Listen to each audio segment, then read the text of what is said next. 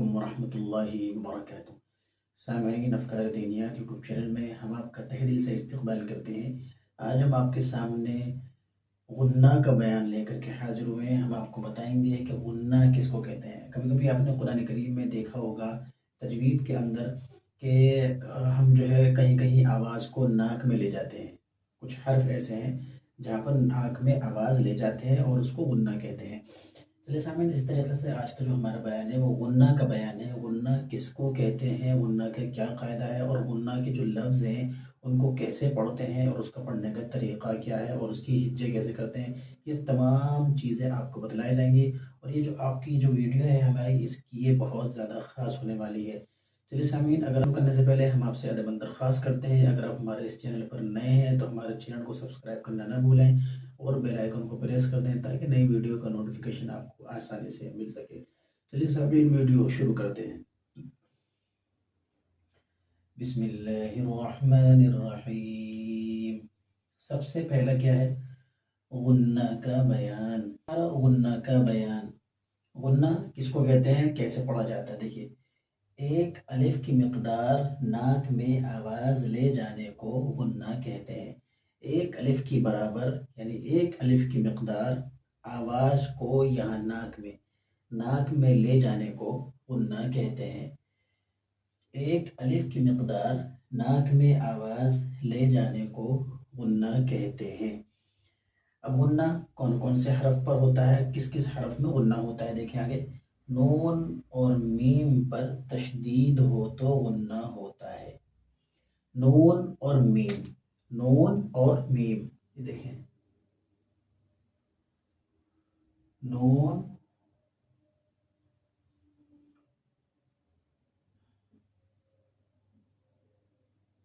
دیکھیں، نون اور میم پر تشدید ہو تو غنہ ہوتا ہے۔ ایک الف کی مقدار ناک میں آواز لے جانے کو غنہ کہتے ہیں۔ نون اور میم پر تشدید ہو تو غنہ ہوتا ہے۔ کتنی مقدار میں ہوتا ہے؟ ایک الف کی مقدار غنہ ہوتا ہے۔ اس سے پہلے سبق میں ہم نے تشدید کا بیان پڑھا تھا، یعنی تشدید جو ہے ایک سکون اور ایک حرکت مل کر تشدید بنتی ہے۔ تو ظاہر سی بات ہے یہاں بھی حرف کے اوپر تشدید ہے۔ وہاں ہم نے بتلایا تھا کہ تشدید کو کیسے پڑھتے ہیں، مشدد حرف کہتے ہیں، اس میں ایک قسم کی سختی پیدا ہوتی ہے۔ لیکن یہاں پر نون اور میم پر تشدید آنے کے بعد یہاں پر جو ہے غنہ ہوگا۔ یہ صرف ان دو میں، نون اور میم پر تشدید اگر ہو تو غنہ ہوتا ہے۔ غنہ کس کو کہتے ہیں؟ ناک میں آواز لے جانے کو غنہ کہتے ہیں۔ اب دیکھیں اس کی نیچے مثالیں ہیں، ہم آپ کو پڑھ کے بتائیں گے۔ دیکھیے، سب سے پہلے ان، حمزہ نون زبر ان، حمزہ نون زبر ان، نون زبرنا، ان، کیا پڑھیں گے اس کو؟ ان، حمزہ نون زبر ان، نون زبرنا، ان، دیکھیے ناک میں آواز گئی، ان۔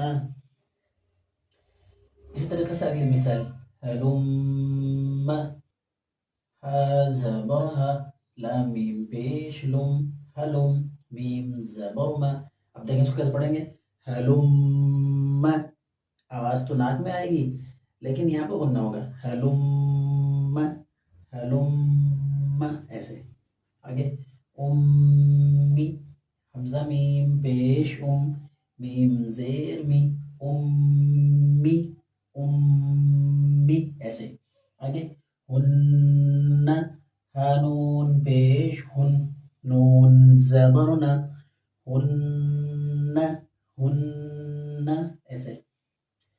جہنم، جیم زبر جا، ہا نون زبر ہن، جہن، نون زبرنا، جہن۔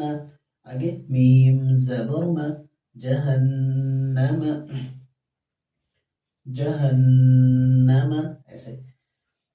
اگلی، ثم، فا میم پیش ثم، فا میم پیش ثم، میم زبر ما، ثم، ثم۔ آگے، عم عين ميم زبر عم ميم زبر ما عم عم پھر دوبارہ پڑھ لیتے ہیں ان ہلم امی ہن جہنم ثم عم پھر دیکھیں ایک الف کی مقدار ناک میں آواز لے جانے کو غنہ کہتے ہیں نون اور میم پر تشدید ہو تو غنہ ہوتا ہے ایک الف کی مقدار ان ہلم امی ہن جہنم ثم عم اس طریقے سے اس کو پڑھتے ہیں چلیے سامعین اگلی ویڈیو میں آپ سے ملاقات کریں گے تب تک کے لیے ہمیں اجازت دیجیے السلام علیکم ورحمۃ اللہ وبرکاتہ